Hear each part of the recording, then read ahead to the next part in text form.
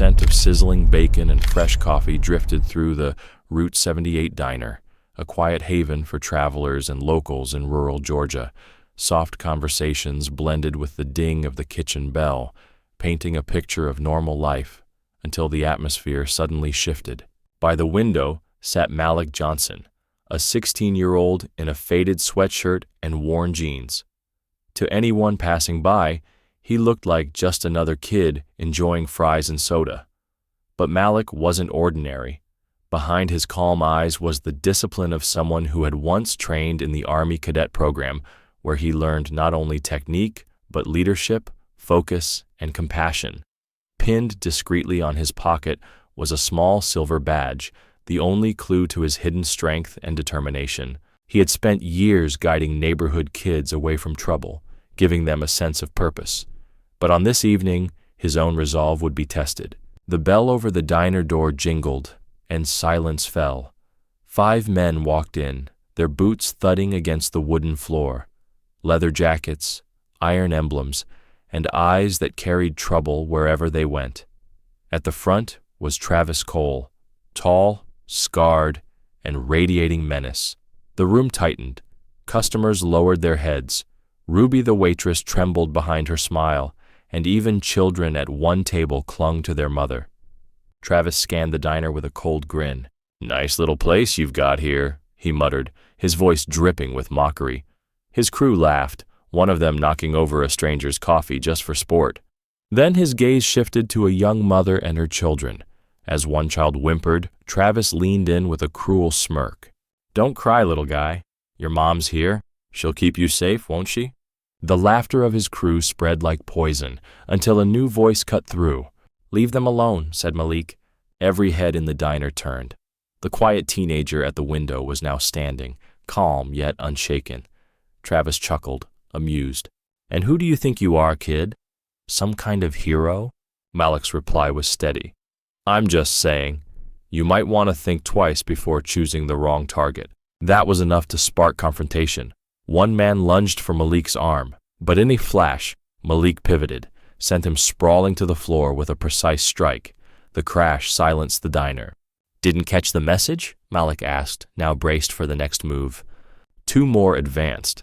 Malik's body flowed like water, dodging a punch, countering with a sharp elbow, spinning into a powerful kick. Another attacker gasped for breath after Malik drove a strike clean into his ribs. The diner froze in disbelief. Ruby clutched her tray, customers sat wide-eyed, and even Travis hesitated. Malik stood firm, calm despite the storm. He faced the leader directly. "Still want to continue?" he asked, voice steady as stone.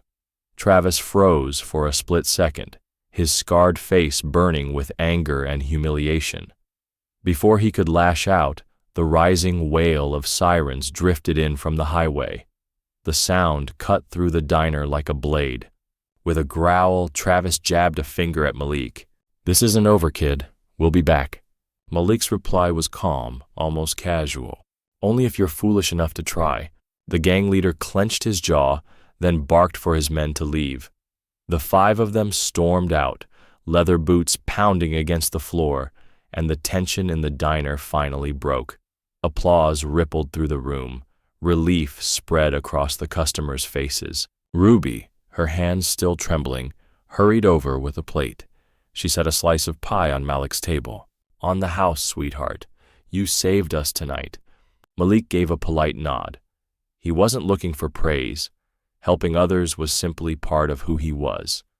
He ate quietly, then rose from his seat, finished his soda, and left the diner with steady steps. What Malik didn't know was that someone in the corner had captured the entire confrontation on their phone. The next morning, Malik woke to a storm of notifications. His phone buzzed nonstop with messages, calls, and tags. Blinking in disbelief, he scrolled through a video that had already gone viral. His stand inside the diner was being shared everywhere. The comments poured in. "We need more people like him." Bravery and humility in one person. The sudden spotlight left Malik stunned, but instead of letting it overwhelm him, he saw an opportunity. That afternoon, he walked to the community center where he had long volunteered. There, he mentored kids through sports, studies, and life lessons. When he stepped through the doors, the room erupted in applause. "You've inspired us all," said Mr. Henderson, the director. "This video just showed the world what kind of leader you really are." Malik smiled shyly, but the weight in his eyes revealed something deeper. He knew this wasn't about online attention. It was about protecting his neighborhood. The iron claws were still out there, and their shadow stretched far beyond the diner. With the support of the center and neighbors, Malik began organizing an awareness campaign. He spoke about standing up to intimidation, building community, and guiding young people toward a better path. His new platform drew donations, volunteers, and hope. Meanwhile, in a dim garage across town, Travis Cole replayed the viral video. Rage simmered in him, but something else stirred too. Watching Malik fight with discipline and conviction reminded him of the person he once dreamed of becoming, before gang life swallowed him whole. A week later, the unexpected happened. Travis walked into the community center, alone. No leather jacket, no entourage, just a man carrying the weight of his choices. Malik tensed when he saw him, ready for trouble. But Travis raised his hands. "I didn't come to fight, kid. I just want to talk." They stepped aside to a quiet corner. At first, Travis's words stumbled. Then, like a floodgate opening, the truth spilled out. He spoke of the years wasted in violence, the trap he couldn't seem to escape, and the fear of dragging others down with him. Finally, with shaking hands, he pulled a crumpled photo from his pocket. It was a boy, maybe 10 years old, smiling at the camera. "My son," Travis whispered. "He deserves better than this life. But I don't know how to get out."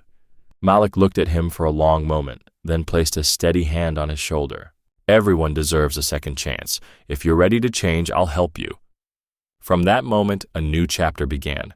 Travis returned day after day, slowly convincing his former crew to walk away from the streets.